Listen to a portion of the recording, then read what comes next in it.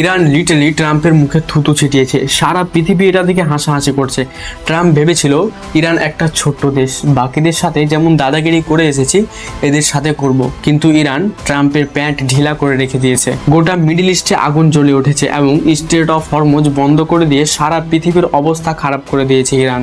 তেলের দাম আকাশ ছুঁয়েছে, আমেরিকার ফাইটার জেট ধ্বংস করেছে। গোটা আমেরিকায় anti Trump anti war protest শুরু হয়েছে। ট্রাম্পকে নিয়ে খিল্লি উড়াচ্ছে চারিদিকে।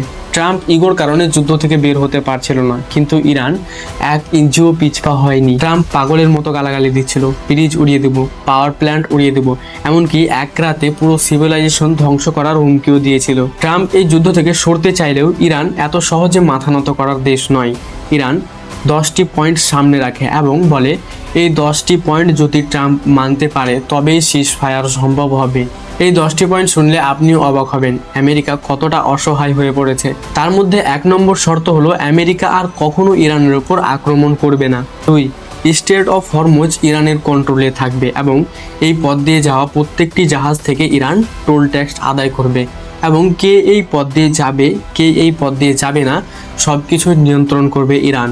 3, আমেরিকা ইরানের উপর যে এতদিন প্রতিবন্ধী লাগিয়ে রেখেছে সে সব তুলে নিতে হবে যাতে ইরান যে কোনো দেশের সাথে ট্রেড করতে পারে। আমেরিকা ও ইরানের যুদ্ধে ইরানের যত ক্ষতি হয়েছে সে সম্পূর্ণ ক্ষতিপূরণ আমেরিকা দিবে। এরকম 10টি শর্ত ইরান আমেরিকাকে দিয়েছিল।